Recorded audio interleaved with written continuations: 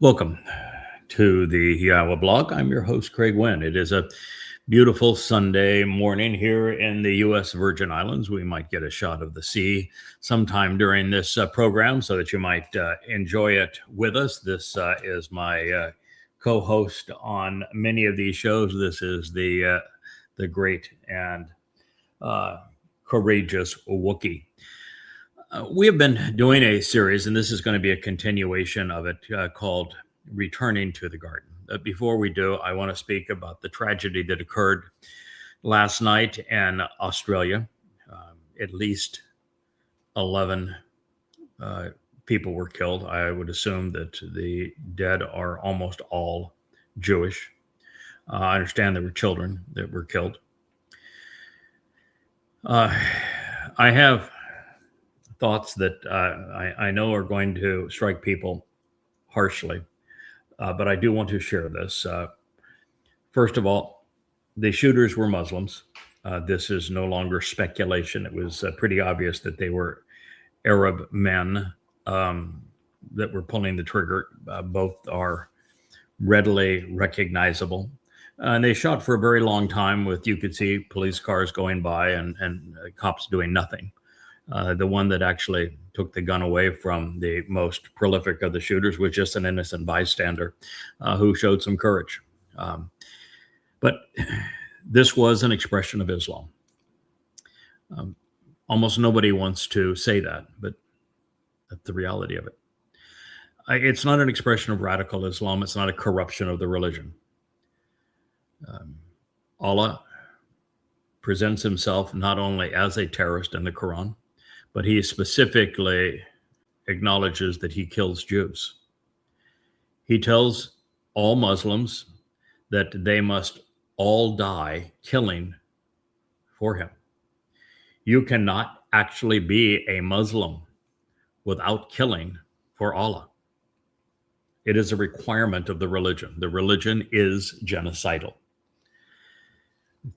Islam, based upon Allah, Muhammad, and the Quran, is incompatible with life and liberty.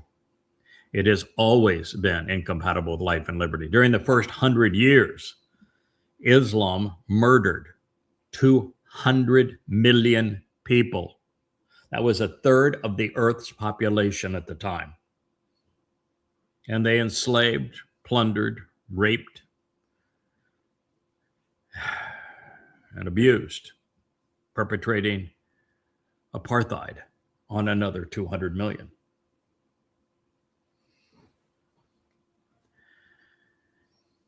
If you don't understand how horrendous Allah is, or that Muhammad was the worst man who ever lived, he was a pedophile.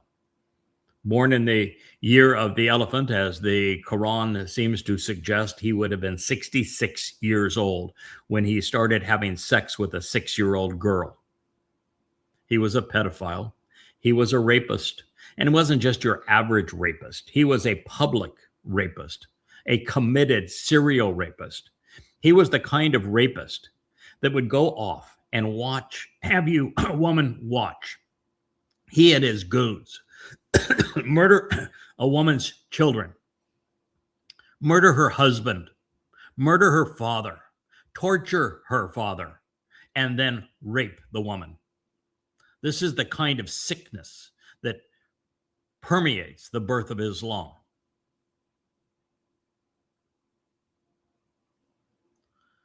He was a mass murderer. He was a slave trader. He was a ruthless terrorist. These are not my opinions. These are irrefutable facts. Should you not understand Islam as I do, this happens to be one of 5 volumes. They're 825 pages apiece that prove that Islam is incompatible with life and liberty. Prove it. I go through the entire Quran with 5 translations of the Quran, including my own. And I reorder the Quran chronologically. I set it into the context of Muhammad's life using the most credible and earliest hadith collections. which came from exactly the same people in the same way as did the Quran, so that the Quran could be understood as never before. This series of books, all free at yadayah.com, Goddamn Religion, prove emphatically that so long as Islam exists, there will be grave threats to life and to liberty. What happened in Sydney, Australia was a direct result of the world tolerating Islam. It must be quarantined for people to survive it. The other thing I want to say is that, well, I will do the opposite of the rabbi who was killed on last night as the Australian Jews were celebrating Hanukkah. He died for his religion, not for his people or for his God. I will do the opposite. I will give my life for the Jewish people, Yehudim as they will become, and for Yahweh to expunge the curse of religion, particularly Judaism. It is a shame that Jews have been beguiled into doing so many things that are in opposition to Yahweh, when they believe that they're somehow being religious and that they're doing a service to their God. God has no interest in Hanukkah. It's about a civil war amongst Jews fighting for who was going to claim the priesthood and rob Jews of their dignity and of their wallets. Hanukkah is a farce.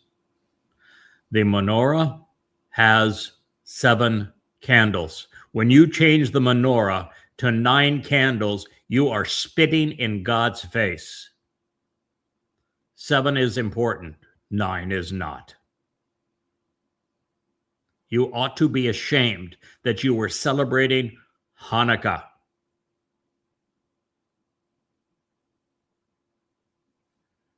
Seriously.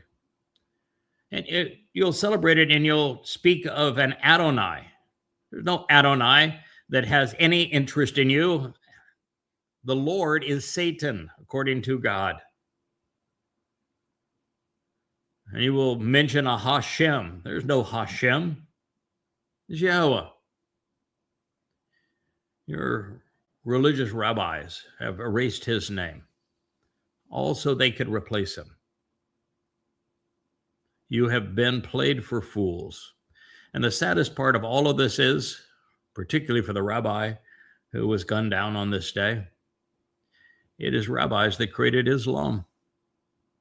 Without the rabbis, Islam doesn't exist. When Muhammad fled what was actually Petra, where the Kaaba was, in shame after the satanic verses, after the wild ass ride from Petra to Jerusalem on the winged ass. He was a laughingstock. He had maybe 5 followers, one of whom was the father of the little girl he was sexually abusing, Abu Bakr. And he came soliciting a place that he could go and that would accept him. And there were a dozen or so pagans in Yathrib that were convinced that Muhammad must be a Messiah of some sort, since the Jews in Yathrib, 30,000 of them, spoke of a Messiah. That when Muhammad told them their tale, he said, oh, well, maybe you're the Messiah those Jews are seeking. Yeah, another false Messiah. And Muhammad had them make a pledge. He says, I'll tell you what, we'll go off, we'll rob the Jews. We'll enslave them. You can keep 80% of anything you steal. I get 20. And if you live, you get to wallow in the stolen goods and have a religion that says stealing is lawful and good. So is killing. So is slavery. So is rape. And if you die, well, then you'll get to rape virgins in paradise. And so that was the Pledge of Aqaba, where the first Muslims pledged to wage war against all mankind. It is year one of the Islamic era. The birth of Islam was the Pledge of Aqaba, a pledge where all Muslims wage war against all mankind. And throughout the Quran, from that point forward, Allah constantly reminds Muslims of their vow to him. And their vow to him is to wage war against all mankind. If you are ignorant of these things, because you have been indoctrinated, because you haven't been educated, because you were too lazy to know the truth, and you need to read Goddamn Religion. It's 5 volumes. They're free at yadayah.com, particularly if you're a Jew. I saw a post this morning, made me want to puke. May their memory be a blessing. Speaking of the 11 who lost their lives. Stop it with may their memory be a blessing. Start stopping the carnage. Saying may their memory be a blessing will continue to have you be a victim. Learning the truth about Islam, holding the religion accountable for the carnage it has perpetrated, will cause you to be free of it, so that there won't be more casualties. I'm sorry for the horrendous loss. Makes me want to cry that it occurred on a religious holiday of Hanukkah, because almost everything Jews do religiously is just like Hanukkah. It's spitting in God's face. Hanukkah just happens to be among the worst of them, because you've taken an incredibly important symbol, the very symbol of God's relationship with you. That menorah that is twirling over my shoulder here, the one that's on the shelf behind me. And you've corrupted it, as you've corrupted everything. Just as you turned Teruah, the day that a remnant of Israel will be saved, and that the time of Israel's troubles where the carnage is so horrific that it must be stopped by God. It occurs on Teruah. And yet you've changed Teruah to the Babylonian holiday, going back into servitude to Babylon and making it Rosh Hashanah. You've corrupted Yom Kippurim so that it's no longer a day of reconciliations. It's a day of afflicting your souls, or afflicting chickens, if that's easier. What's wrong with you? You think that Sukkah means to build a stupid hut and have 4 species that you hold up as if you're doing something that is godly and religious. Well, it is religious. It's just not godly. You're being played for fools. Sukkah is about returning to the garden. And you're not prepared. And all of you who are religious aren't going to be invited back.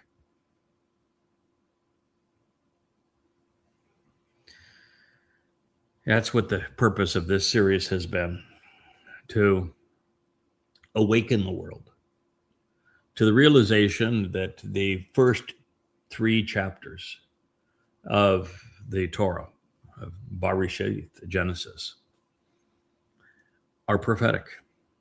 They don't just speak of history long ago, but of what we're experiencing today. You see, God filled his creation account on the 4th day with the story of the greater and lesser luminary, saying that they would be signs for the Moedim. These are the 7 annual meetings to receive the restoring witness, Pesach, Matzah, Bekurim, which the greater luminary fulfilled in year 4000 Yan, 33 CE. Shabuah, which will be fulfilled very shortly. Teruah, Kippurim, and Sukkah, which will be filled in year 6000 Yah, 2033. That's why there are 3 lights on either side of that single light in the middle of that menorah. There are 3 harvests, 3 times to be collected into the 7th dimension and have your physical body be replaced by light and energy. That is the story of that menorah. And so Gan is from Ghana. It means to be in a sheltered and protective enclosure that's conducive to life. Sukkah is from Saka. It means to be in a protected and sheltered, covered enclosure that is conducive to life. God tells us through his prophets multiple times and in multiple prophets. The very obvious conclusion that I deduced even before I was familiar with all of those claims, that the story of the garden is told because we're coming back to it. We need to know what happened in the garden so that we can encourage more people to be part of our return to the garden, because our return is going to be by invitation only. You're going to have to pass muster if you're going to be among those who are allowed back in. And for that to occur, you're going to need to know what happened in the garden to cause the fall of man. Because the fall of man was not based upon a woman named Eve handing a man named Adam an apple from which he bit. The story of the garden is that Yahweh caused the fall of man,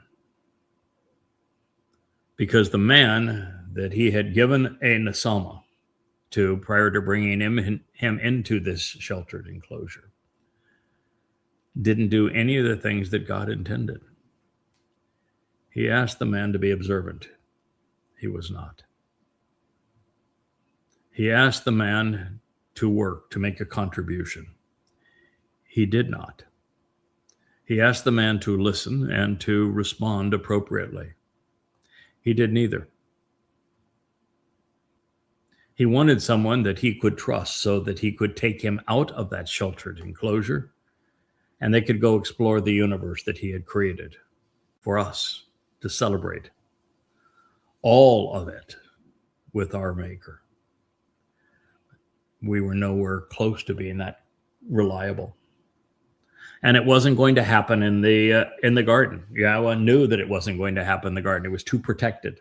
Just like parents, if you overprotect a child, that child will never grow up, will never live a life that has value. We, to have merit as people, need to be allowed to stumble and fall and then get back up and go again. This is what's necessary. And we must be observant. We must listen to God. We must act accordingly. We must show ourselves to be interesting and trustworthy. Adam did not. He was escorted out of the garden. We were given 6,000 years to get our act together. The most interesting character in the story of Gan Eden is not actually Adam. He was a deadbeat. Didn't accomplish anything of consequence. Certainly wasn't Chawa. There is no indication that she did much of anything until choosing to be a mother goddess and misquoting God. And it's interesting to note that the central figure in that story is actually one of the 2 trees. Both trees are mentioned. The tree of lives, Chayam, that happens to be David. He is also the greater luminary of the previous chapter of Genesis. But all the discussion revolves around the other tree, the Etz Dayath, both of Tob and of Ra. It's the tree of knowledge that is the central character around which the story revolves. And this is because it's symbolized, I should say, as a metaphor anyway, as a tree bearing fruit. But it's not a tree. Just as the tree of lives isn't a tree either, just symbolic. Just as the Passover AL that fulfilled Pesach in 33 CE or 4,000 Yah wasn't a little lammy. We didn't take the 4 hooves and spread them out, and the Romans didn't nail that to death stake. It was a man. The bull that is discussed throughout the Torah and the prophets that purges the remnant of Israel in the end as Adamah Parah. It's not a bull either. You can stop looking for a red cow. Also a man. The same man as is the tree of knowledge. It's the fellow that wrote these books about what is Tob, good, right, productive, beneficial.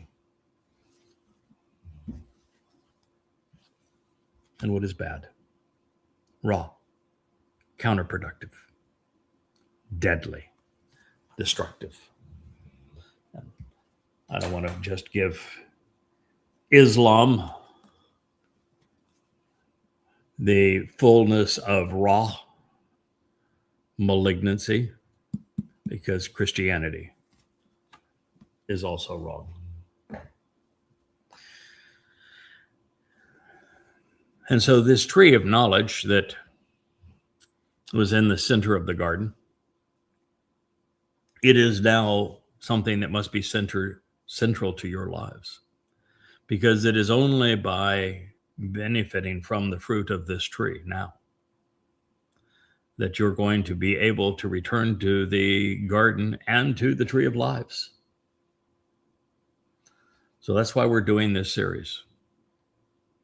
Now, should you think I'm overstepping my bounds in making this claim, I would then ask you to turn to Isaiah 11, because Isaiah 11 is the most prolific and profound prophecy of our time. You know, we have Jews and Christians both looking for a Messiah to return. And yet there really is no prophecy about a returning Messiah. There is one of the Choder, one also of the Nachri and of the Herald and of the Kol Voice and of the final Zeroah. But let's just focus for a moment on the one of the Choder. Dode first spoke of him, David, 300 years before these lines were spoken in Yahweh's voice and conveyed to us through the prophet Yeshayah. And Dode spoke specifically of this man being particularly insightful, pursuant to the things of God and his beloved son Dode. He would be smarter than anyone else. He would know more, understand more in this regard. Yeshayah also devoted an entire chapter, just as the entire 14th Mashal is devoted to the Choder, so is the entire 11th chapter of Isaiah. And in this presentation, we are told that this Choder is the tree of knowledge, that they are one and the same. And clearly the Choder is a man. He is called a man, and Choder is, this symbolism is of a branch or of a sucker. You know, a sucker provides new and productive life to a fallen stump, bringing life from the roots. He's called a Natsir, which is an observant branch. It's like a Nakar, observant foreigner. He is called Parah, which means that he is productive and fruitful. But specifically, 2 of the 7 spirits that are of Yahweh that are afforded this man are the Etzah Dayath. the tree of knowledge. You can read it. It's always been there. And so that prophecy has been fulfilled. All of Yahweh's prophecies either have been or will be fulfilled. Some are being fulfilled in our midst at this very moment in time. It's just like the Dabarim, Deuteronomy 29 presentation, and then again in Chronicles 2:6, where Second Chronicles 6, where Ha-Nakri is exceedingly important as a prophetic figure. This observant foreigner who comes in the end to call Israel home. And you need to know specifically what God is offering in this regard, why it's important to you, how you can benefit from it. Because if you don't, then you're not going to be among those who return to the garden. So these things said, let's continue our series. It reads, this is now after man said that he was now afraid of God and that he was now naked. Then God asked this question. He said, who informed you, reporting to you that you were naked and exposed, even crafty and shrewd? Might it have come from the tree? Which, for the benefit of the relationship, I instructed you not to be defined by consuming from it and devouring it. Yes, the tree is the one who told him, not Chava. The man said, the woman who, to enjoy this relationship, you gave me to be with me, she gave it to me, offering it to me from the Etz, the tree. And I started eating and did not stop. This is the nature of religion today. It's the nature of man today. No one wants to accept responsibility. The instruction of don't make a habit of eating from the tree of knowledge was given to Adam. He knew it. He even shared it with Chawa because she cited it somewhat accurately and then ad-libbed on it. And so he knew what the consequence would be. And God didn't actually say you can't eat from it. He just said, if you eat from this tree, there's going to be a consequence. But rather than accept responsibility, Adam said, well, now it's your fault. You gave me the woman. And then it's her fault. She gave it to me. No, it was man's fault. And that's why the relationship was over. Then Yahweh, who is God, he said to the woman, why did you do this? Do you think she's going to tell the truth? Think she's going to accept responsibility? The man didn't. Think the woman is going to be better than the man? No. The woman said, the tempting and toxic serpent, he deceived and deluded me, and I began eating. Barashith. Genesis 3:13. The devil made me do it. No, he didn't. Matter of fact, almost all that the serpent said was true. In fact, I'm quite convinced that the serpent, Satan, was being deployed by Yahweh. And I think it's Yahweh who wrote the script of what was said. God wanted this to end. It was a horribly failed experiment. That's why God would later say, I regret having created man. And so he wanted it to end. That's just like the Exodus. God wanted that to end too. He wanted no part of Israel. They were obnoxious. These two were given free will. They chose not God. It's interesting to me that man make these choices. When the children of Israel during the Exodus did something that most people can't wrap their minds around. Most people don't even know it exists, and yet it's told 3 different times. That when God gave them 3 days to get all prettied up, put on their best clothes, be prepared for the meeting, because, God can be a little overwhelming. He's smart, he's powerful, he's, got a bold voice. Yep. God gave him 3 days to prepare for the meeting, so that he was going to come down off of Mount Choreb, where his fire had burned. And it was Moshe who had received much of the book of Bereshith, Genesis at that time. Of course, the 2 tablets. That he had arranged a meeting so that God could come down and speak directly to the children of Israel. So they weren't getting everything just through Moshe. And the children of Israel told God to shut up and go away.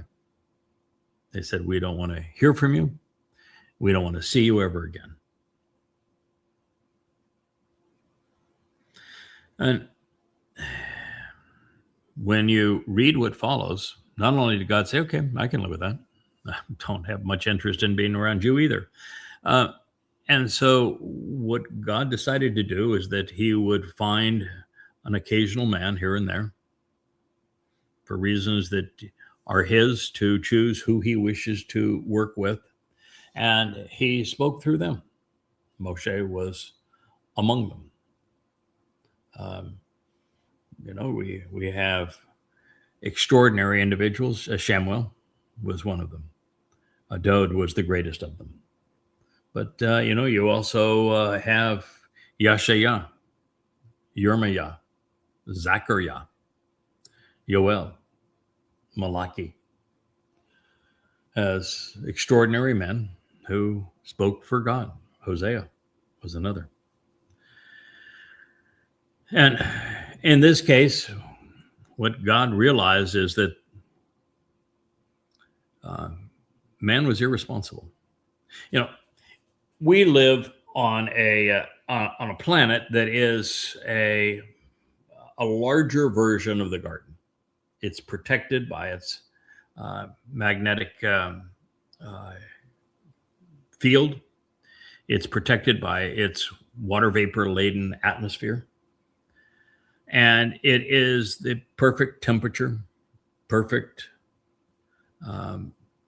distance from the ideal sun, the perfect solar system and the perfect galaxy and the perfect place in that galaxy, with all the perfect conditions to be conducive to life. And here's where we have to work out our issues so that we're able to see the rest of it, because Earth is an insignificant speck in relationship to it all. We don't even measure up at 0.0001% of this solar system. And this solar system is one of probably 400 billion in this galaxy. And this galaxy is one of perhaps 2 trillion other galaxies. So, you need to understand how tiny this place is, and God would like to be able to show off the rest of it. He wants explorers to go out with him and enjoy creation. But if we're like this man and this woman, always blaming someone else, that's not going to work. God needs us to listen and to be reliable. We're going from 3 dimensions to 7 dimensions, the possibilities are infinitely greater. And so he needs to have people he can trust.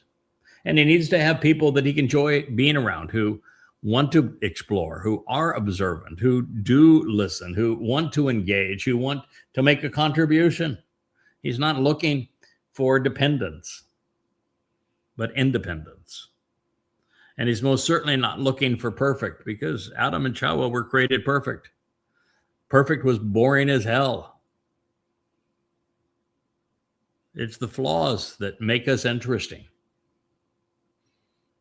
And so he's looking for those who are wrong occasionally, who trip and fall, but get back up and prove their mettle as a result. So here we recognize that Chava, which is the real name of the person thought to be Eve. Eve is the name of a pagan goddess. Chava means to speak her mind. She did not accept responsibility either. And clearly she was complicit. She was the one who was deceptive. She's the one who misquoted God. And she wanted to become like God. She wanted to be a goddess. She surveyed the situation, thought about it, and she made a conscious decision to be a goddess by devouring all that pertained to Yada as the tree of knowledge. Then, rather than helping Adam and demonstrating that she could be trusted to be of benefit to him, and which was the reason she was conceived, she did exactly the opposite. It was role reversal 3 times over. Satan, by speaking well above Chava's capacity to comprehend, made himself appear as if he spoke for God. Adam, rather than listening to Yahweh and engaging accordingly, was motivated by the woman. It's just as Jews would prefer to listen to rabbis than God. They would prefer to congregate around rabbis than God. And Chava upended her design parameters. And rather than supporting her man, she undermined him. Now, too much information, as well as too little, in the minds of those ill-equipped to process it, often proves disastrous, just as God had foreseen. These two were not deserving of Yahweh's attention, and clearly they could not be trusted. The kind of person whom God could depend upon, assured that he would not muck things up when, approaching a black hole, for example, wouldn't be ready to be released from the sheltered enclosure that we call Earth for 6 to almost 7,000 years for some, depending on who we're talking about. In fact, the human experiment that of an upright animal with a nasama, with a conscience, which is what made Adam different than the other humans outside of the garden, with hands to make things of value and vocal cords to discuss them, left to use them apart from God's constant supervision, fell on his own accord within the day designated as the first millennium. Outside of the garden, every man and a woman with a nasama would Nephilim fall, with the exception of 8, with 8 being the message that we all need to heed. There are 6 steps that take us to God, with 6 being the number of man. Pesach, Matzah, Bikurim, Shavua, Teruah, and Kippurim. With the 7th step being with God, our return to Gan Eden on Sukkah, where we have now 1,000 years to get it right in the garden, to have the tree of knowledge deliver souls to the tree of lives, such that those on the 8th day, and Sukkah is an 8th day celebration, can be trusted off of this rock that we call Earth to explore the universe with Yahweh. So after giving up on these two and expressing some serious regret over their continual degradation, God would begin anew with 8, setting the schedule for our enlightenment and our emancipation, along with our empowerment and enablement, resulting in the survivors' enrichment aboard an ark, symbolic of the Ark of the Covenant. And therein is the purpose of the Choder branch, this Etz Dayat, this tree of knowledge, the Nesh sign that Yashaya says that he will write, and the Zeroah, the one cultivating the seeds of this harvest. Shabuah would deliver what Yahweh needed to bring these fall Moedim into fruition. Those gathered in and harvested on Shabuah, should you wish to be part of this ingathering, you need to know that it is a call to work. It is a call to be among those that God can trust, who are going to make a contribution, who are going to share the fruit of the tree of knowledge, who are going to serve along with Yada, and going to do so throughout that celebration of Sukkah for 1,000 years, so that God's family and Dod's kingdom grows. We will, as humans, get to where we need to be, even if it, has taken us some time. We have fallen, but we are on the rise. The restoration of a man worthy to be a companion of God has occurred with Dod and has occurred with others along the way, even though Dod is the ultimate exemplar. And even as the process plays out in stages with hallmark moments denoted along the way, the stage was set with the garden and this narrative.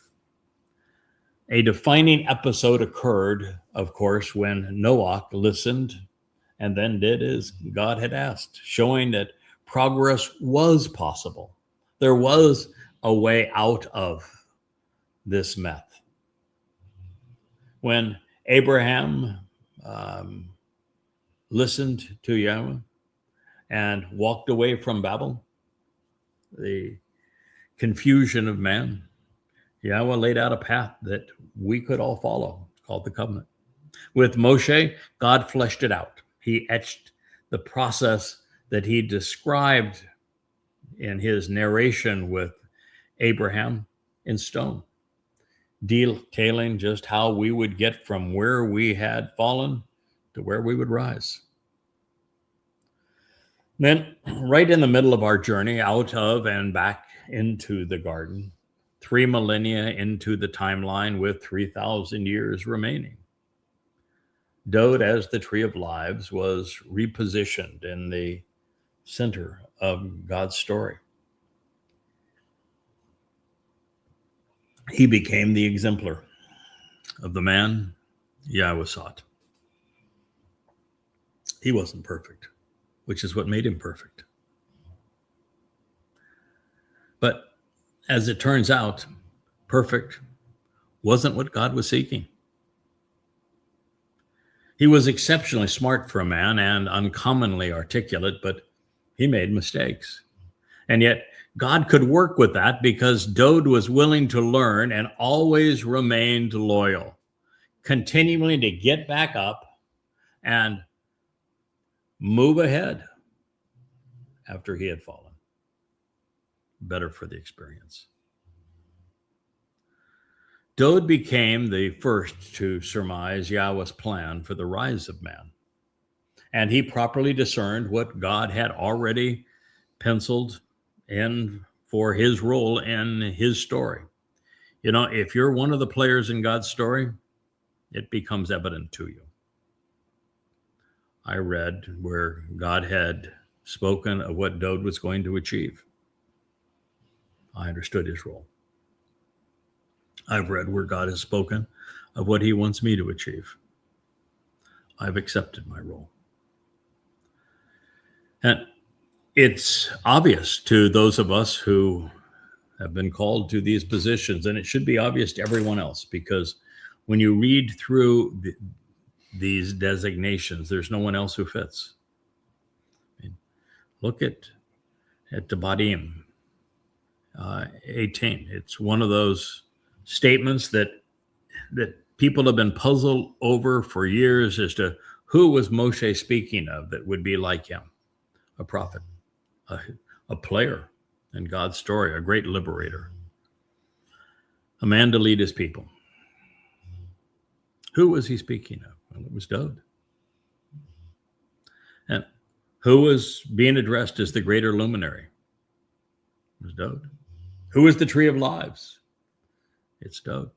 When God tells us of the importance of the Passover lamb and the ability to open the door of life,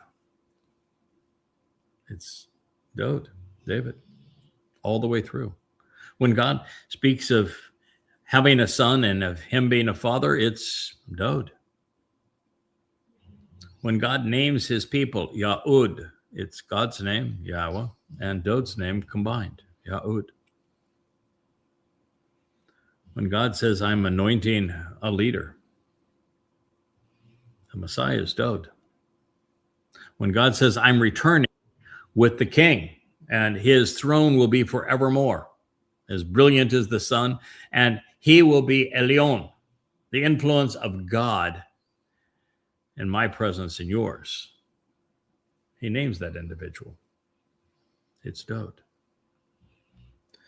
So we know that God penciled Dod into the story, but he penciled in Dod's accomplice, the man who would serve with him, the lesser luminary to the greater luminary, the tree of knowledge to the tree of lives, the my Dod to the El Dod,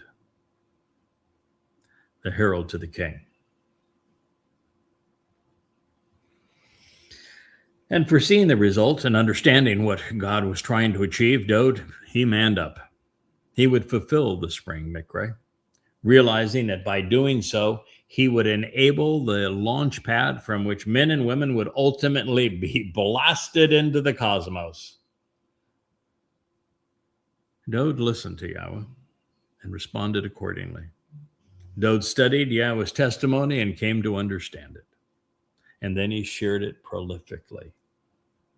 And that was the formula that he presented. It's listen, think, respond. Listen, think, respond. With Dod, it wasn't just a cerebral exercise, however. He, more than anyone in God's story, he built and led the nation. He established the capital city. He wrote its anthem. He defended his people. And then he became their principal enabler. Dod was the kind of man that Yahweh found interesting and trustworthy for reasons we're just beginning to understand and appreciate. Remarkably, the fact that the Son of God wasn't perfect is what made him so much more interesting to God. In fact, the fact that he didn't know it all, but valued learning, is what made him teachable. Nobody wants to teach a know-it-all. In fact, the fact that he stumbled and fell on occasion demonstrated that he had the fortitude to prevail, no matter the circumstance. Dod earned the right to be the first to travel with Yahweh through space and time by succeeding where Adam had failed. Dod is the anti-Adam. Through Dod, which means the beloved, by getting to know him and learning from him, by being healed by him, we can be next in line, and thereby This explains the purpose of the tree of knowledge. I'm here to prepare you, equipping you to be released from this planet such that you too can explore the universe and live forever as God's constant and beloved companion, just like Dowd. Dowd's punched his ticket to the cosmos. I have mine as well. We're doing this for you. We don't gain anything other than the pleasure of our King, of his Father, and the knowledge that we did something that pleases both. And of course, we gain your company, should you be worth it. Back then, even now, the issue at hand was the fragility of human relationships. Misplaced trust, a sense of entitlement, a failure to appreciate the value of work, and a preference for lies over truth. The path back would be long, it would be challenging, and it would begin with some new parameters. This is what God had to say. Yahweh, which is the proper pronunciation of Yod-He, Wah-He, as directed by his Torah teaching regarding his high existence and our shalom restoration. As God, he said with ongoing consequences to the Nakash, the spellbinding serpent, this cold-blooded reptile, this tempting and toxic creature. As a consequence, you having acted this way, Ashah, Zoth, of you having done this, of you having engaged in this manner, accursed are you, such that you will invoke and become the embodiment of embittered debasement and injury. Harmful are you, as you are the personification of misfortune, of affliction, and even retribution. Call, passive, participle, masculine, singular. More than any other beast, more than any other form of life of the open environs. On your belly, the part of a reptile, of course, that makes contact with that which bursts forth, you shall move about, and ashen dirt you shall eat all of the days of your lives. 3:14. Interesting insights here. Chaim, he's being given more than one life. It's because actually you can't kill a spiritual being.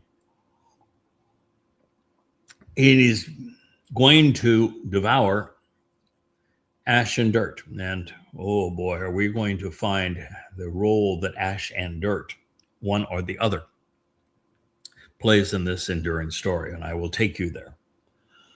On your belly, it says that Hasatan, as a leader among the Malak, he was a Karub, that he's had his not comeuppance, but come downins. He's a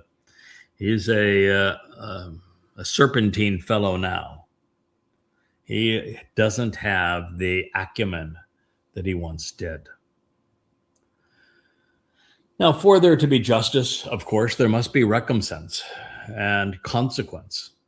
For a judge to be moral, he would hold those who deceive and destroy accountable. While he was programmed to do so, Satan nevertheless used minor misrepresentations and errant citation, a straw man argument, and the guise of intellectual superiority to push Chawa's buttons, giving her the justification she sought to write herself into the story as a goddess by co-opting the knowledge of the tree she coveted. It destroyed her relationship with Adam. It robbed them of their home, and it garnered a rebuke from God.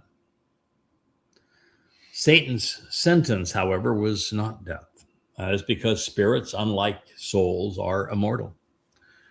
Even God cannot kill them. And that's why the misfortune the adversary brought upon himself, this retribution, will be eternal anguish. Satan will be incarcerated during the fulfillment of Chag Sukkah, that will occur actually on Teruah, in year 6,000 Yah. And he will remain in Sheol forever. He is a tool that will have outlived its usefulness. And he will be tossed away to make room for more refined implements and to improve the workshop where we will have this opportunity to learn the value and teach the value of making a contribution as the earth returns to the conditions of Eden. So made especially for Hasatan, the adversary, and his colleagues, the penitentiary of Sheol is indistinguishable from a black hole. It is a lightless place of emotional anguish, separated from God. It is essentially a single dimension existing throughout time. The pressures are so intense, the minute particles which comprise matter are consumed. Ultimately, nothing escapes, and only time survives. No fires, by the way, and no tortures, but no escape either. And only those who are overtly involved in misleading others and harming others pursuant to God or abusing God's people earn a trip to Sheol. If you are religious because you have been deceived, if you are political because you have been deceived, you're not going to go to Sheol. You don't know God, God doesn't know you, you're not going to Sheol. Your soul will just simply cease to exist upon your death. And if you accept the terms and conditions of the covenant, you avail yourself of what Father and Son have achieved through Pesach, Matzah, and Bikurim. You read these books that I have shared with you, this tree of knowledge, then you can be among those who spend an eternity in Shamayim, in heaven. So there are three ways to interpret God's message to the adversary, and I want you to know them. The simplest would have been understood by the first people to have heard the story. Satan's approach inflicted pain and suffering, and he was held accountable. Groveling on one's belly and eating ash and dirt has never been a good thing. Spiritually, Satan was cast down. And as a result, his days are spent in the material realm, feeding off mankind's filth. Moreover, since Adam was created out of the very substance Satan was predicated to consume, dirt, we know that the adversary's intended prey will be the substance of man. It's little wonder religions are deadly, or that Allah is genocidal, or that consuming the dust of the earth, the substance of which human bodies are comprised, that religions would be so focused on the body. Well, there's an insight for you, isn't it? You ever think of that? Look at Christianity. They had a bodily resurrection, the stuff of pagan religious myth, to try to justify this religion as if a body was the answer to death. It isn't. Bodies are what we want to get rid of so that we can have eternal life with God. So long as you have a body, you cannot have eternal life with God. Christianity got it backwards. Judaism does too. They've long preached a bodily resurrection. It's why the Satan's autobiography in Ezekiel has the valley of the dry bones rising up. It's not true. And you look at Islam, which is the worst of them, that bodies are tortured by Allah and hell, and bodies are satiated with carnal desires and the Islamic paradise. It's all about bodies. Satan is fixated on the body. Yahweh is focused on your soul. as you should be. Now, scientifically, the leading astrophysicist of our day, has passed away a number of years ago, Stephen Hawking. He invested the last decade of his life advancing the theory which is suggested here that matter can be consumed. He postulated that this condition exists within the confines of a black hole.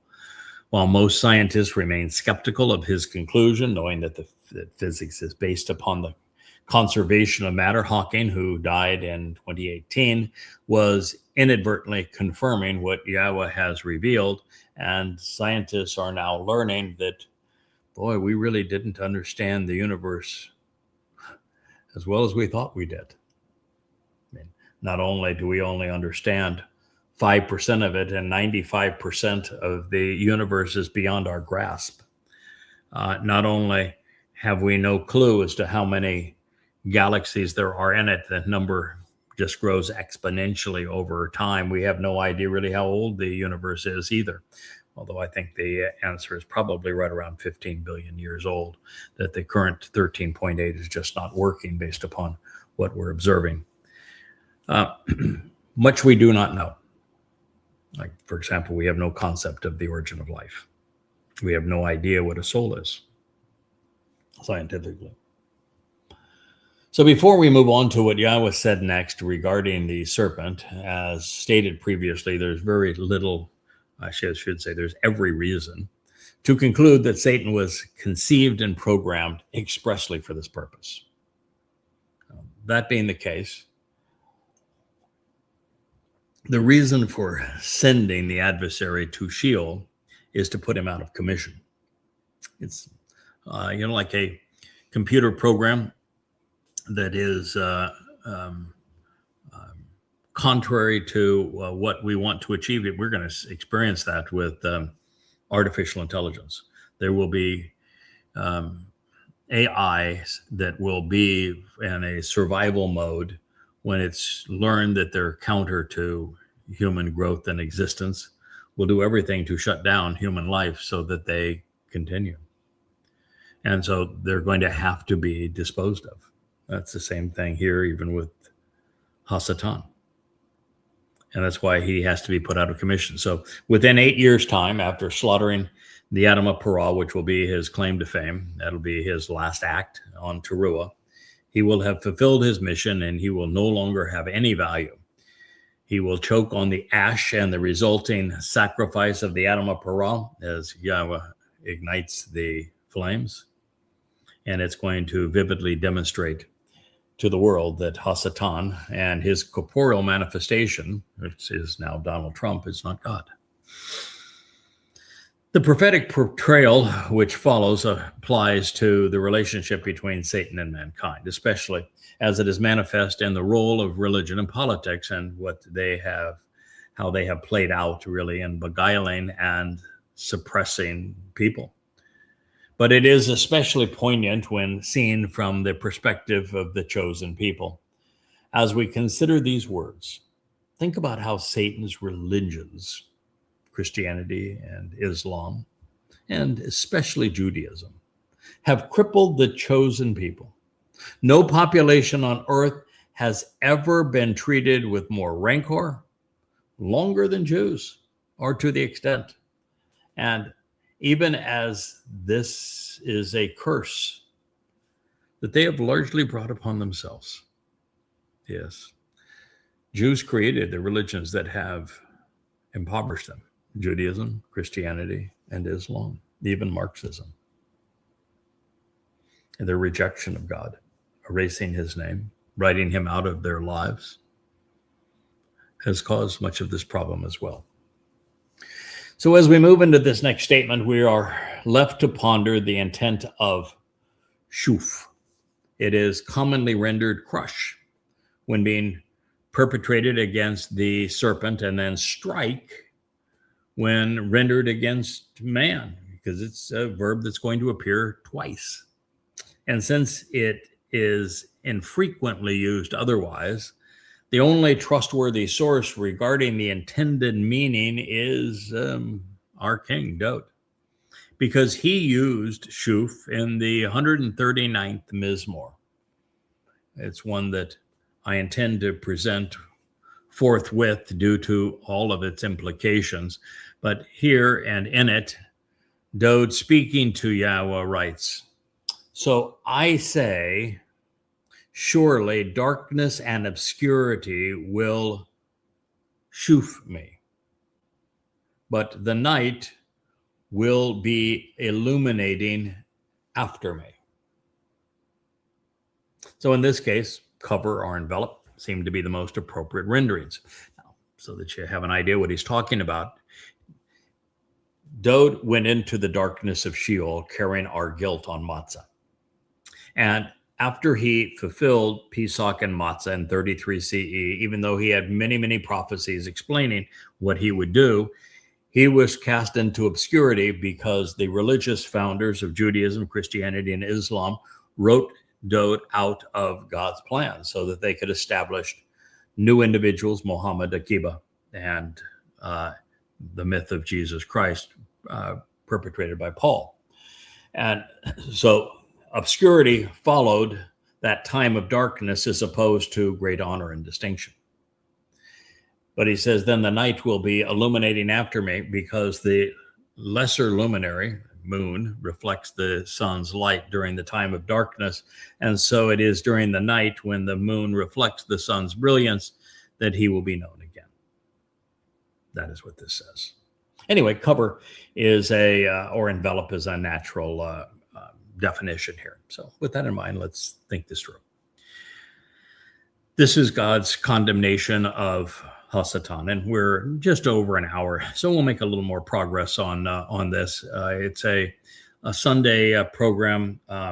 We do use our weekends to unwind a bit. We don't take them off. Yesterday was one of the most prolific days I've had translating. It's not that I translated a lot, but I gave my all my day to it. 14 hours of it, but it's in Yeshaya 17, which is really the bulwark right now of our credibility. It's the place where the conclusions regarding the timing of the upcoming harvest are deduced, as well as the role going forward as the Adamah Parah, after fulfilling the role of the Zeroah, and this realization that the prophet spoke of a terrorist state being carved out of Israel in the near future, and then that leading to a time of trouble, and that the beginning and the end being the Shabu and the Teruah harvest.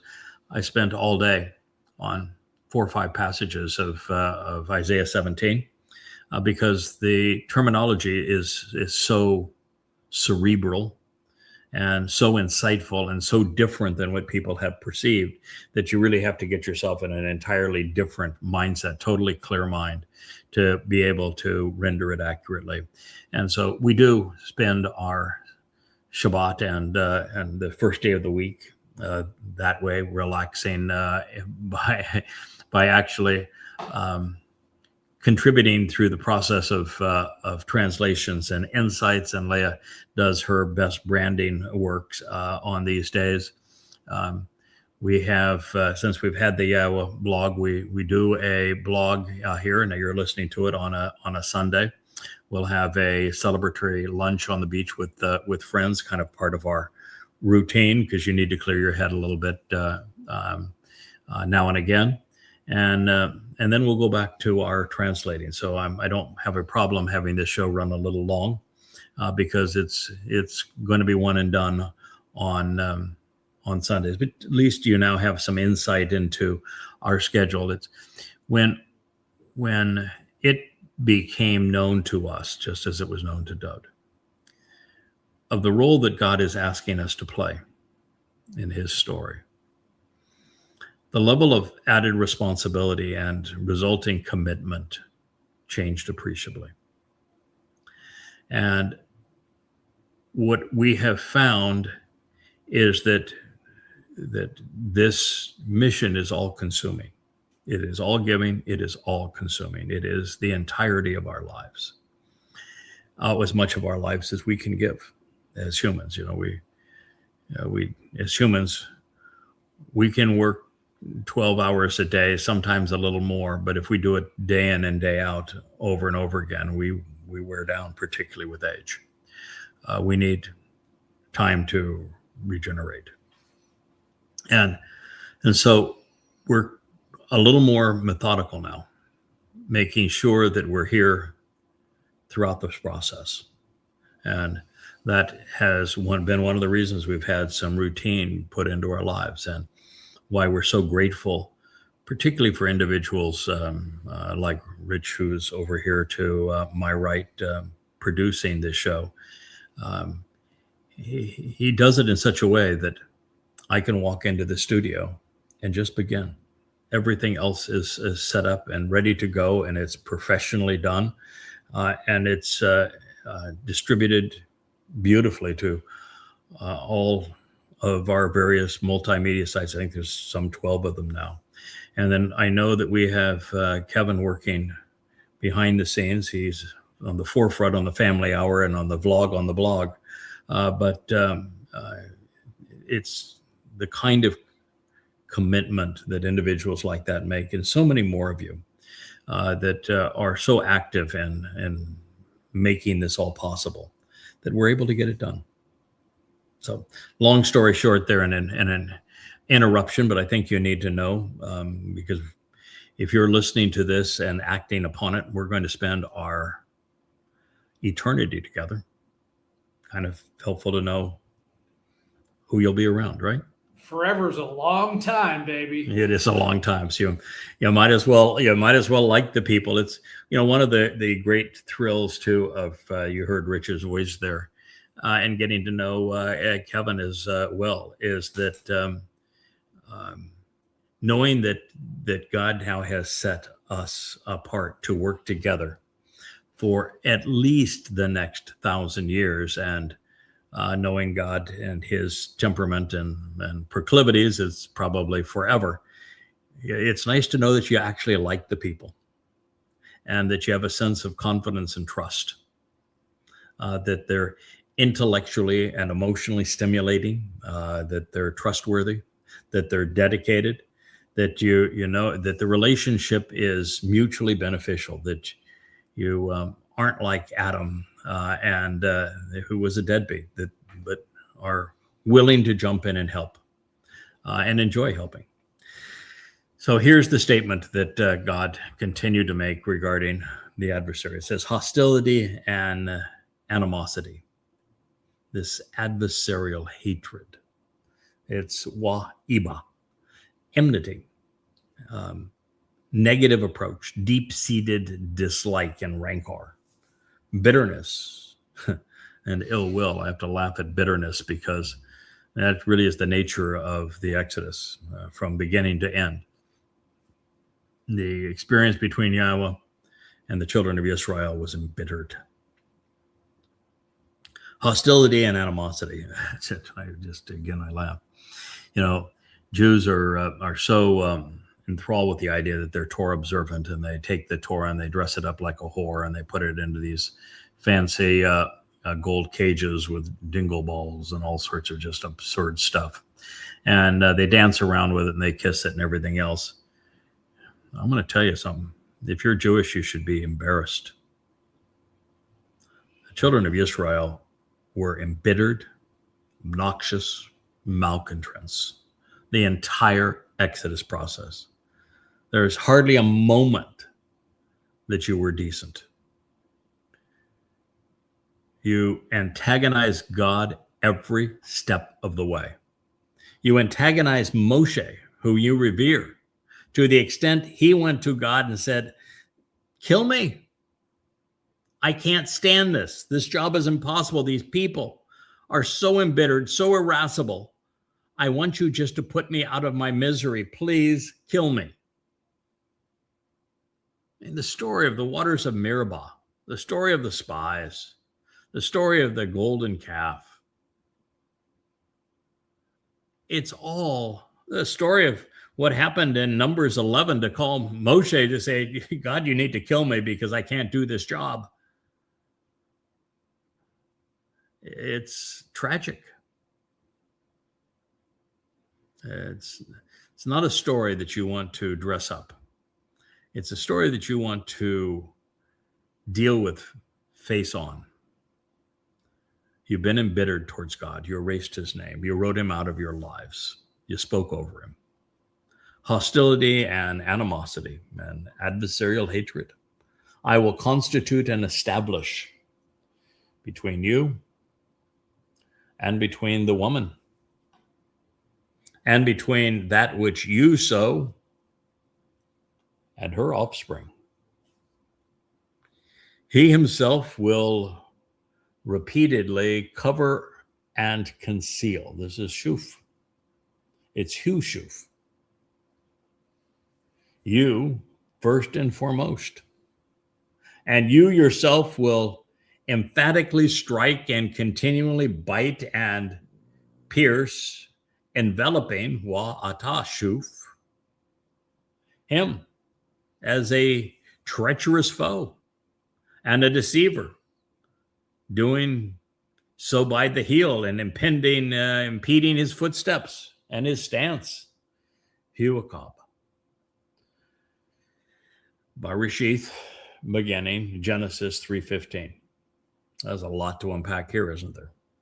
So we begin with the fact that the most antagonistic people towards God are the religious. They're the ones that God hates most of all, because they have spoken of him. They have created false gods. They have misrepresented him. I mean, can you imagine anything worse than Christianity?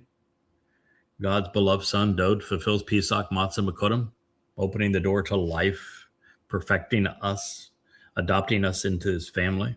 And God goes through all the trouble to acknowledge this and all the prophecies therein. And you have the most popular religion in human history that robs God's beloved son, the Messiah, of all of this and gives it to a myth.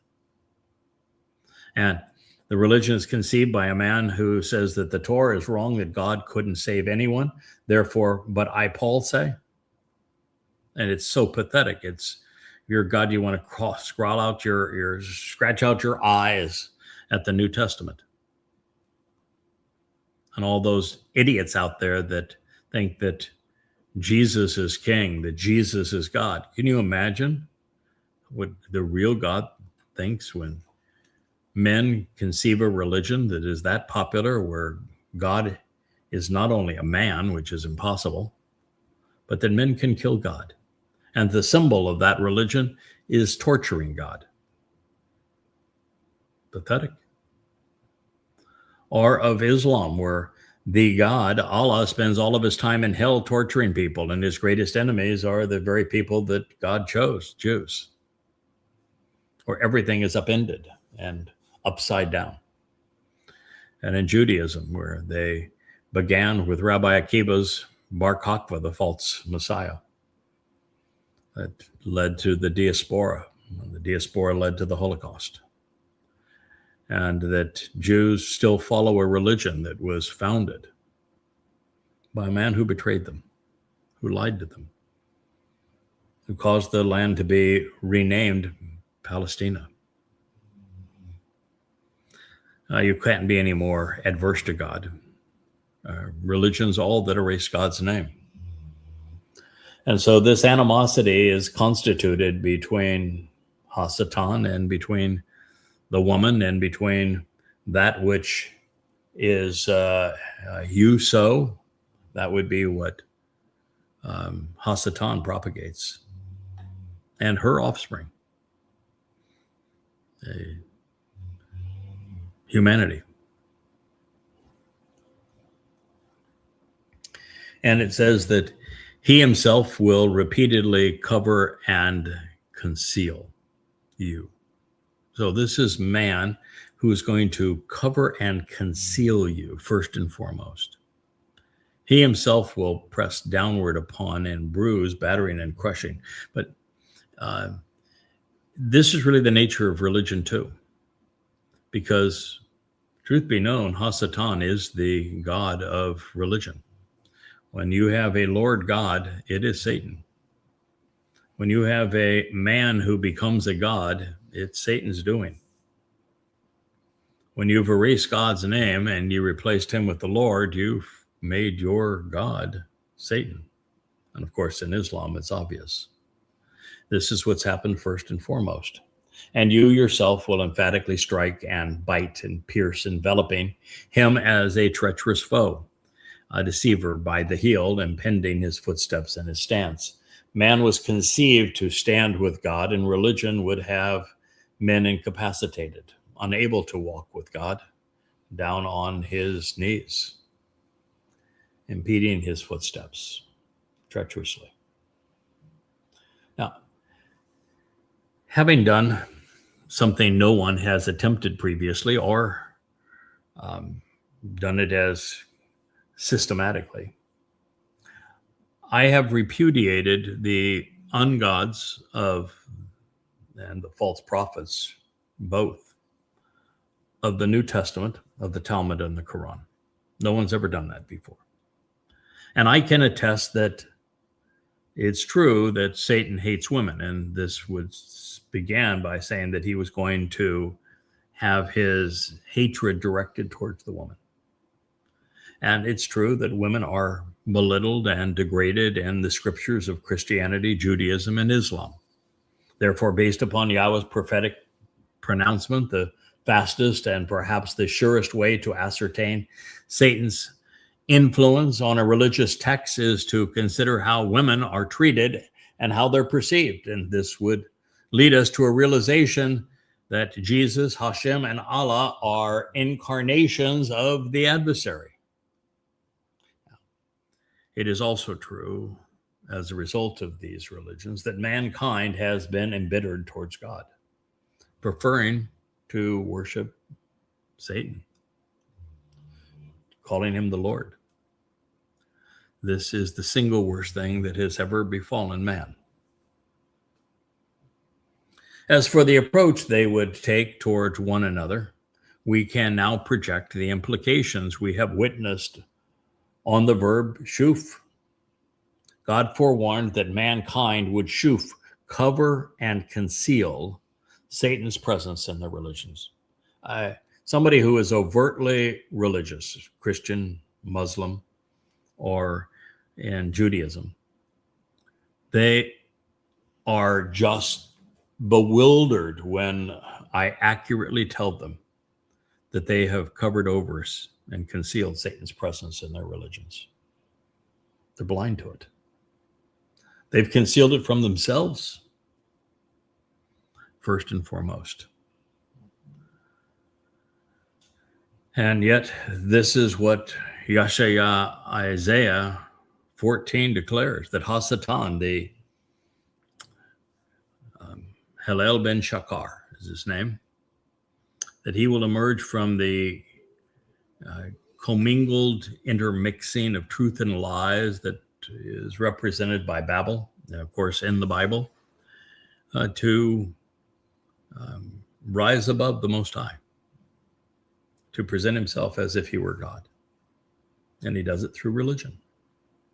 He has elevated himself to the foremost object of worship.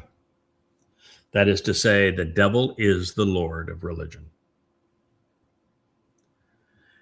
As for Satan attacking man, I think the answer lies in the unusual juxtaposition of Hu, his or he, before Akeb, as opposed to following it as would be customary in Hebrew. So rather than saying his heel or his foe, the object of the verb is him, with the treachery and deceit following.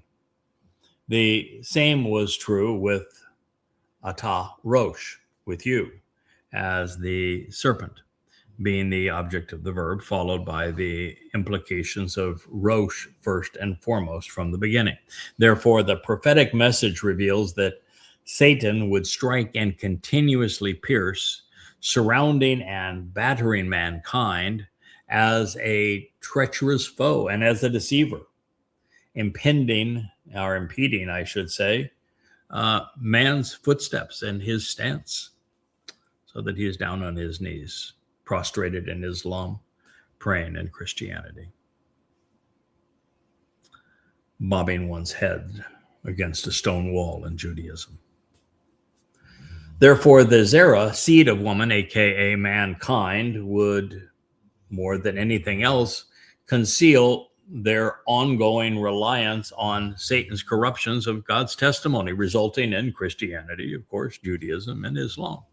Apparently, its oldest trick, well, the oldest trick in the book, first played out 6,000 years ago, and nothing much has changed. And as a result, Satan remains mankind's most treacherous impediment, particularly when it comes to knowing Yahweh. He stands in the way of that. Satan's reputation as the adversary would be imposed on this occasion by Yahweh, but based upon the religious evidence, it's the one thing that Satan hates most of all. He does not want to be known as Hasatan, the adversary. That's why the religious are so confused when I tell them the God of religion is the adversary, is Satan, because their religious scriptures all have Satan as the adversary. So they say, how can their God speak out against Satan if their God is Satan? And that's one of the greatest insights that I could ever share with you. The adversary, Satan, hates the adversary title. He doesn't want to be the adversary. He wants to be worshiped as if he were God. And see, the only way that Satan can be worshiped as if he were God is to denounce the adversary title, Hasatan. And that's why the scriptures of Judaism, of Islam, and of Christianity demean Hasatan, because the God of those religions is Hasatan. And he cannot be perceived as God unless he repudiates his actual name and title, which is what he does. So, when you find attacks on Satan in religions which feature the Lord of God, the Lord as God, you have found a demonic religion, Christianity, Islam, and Judaism. You know, there's very little actually said about Hasatan in the Torah and prophets. Very little. And you really have to work at it to understand the role that Hasatan plays. He's a bit player. He's not an important part of the story. He's a very big player, though, in these other religions. And this is actually Satan attempting to conceal and to rebuke his adversary title that he so disdains. Now, turn his attention to Satan's little helpers. Life would be more challenging for them, and it would be different. She and he would do as they were originally designed, work, no matter how challenging and undesirable that would be for them. The garden's deadbeats were going to be served a giant slice of reality. It is something today's youth, in particular the religious, the political, and the conspiratorial would benefit from as well. And as we return to this program tomorrow, we will discuss what Yahweh had to say in his rebuke of Chawa, the woman, and then his rebuke of the man, and what it tells us that we need to do to prepare ourselves for the return to the garden so that we can benefit from that opportunity. It is the greatest of all stories ever told. And so I hope you'll join us tomorrow. For now, good day.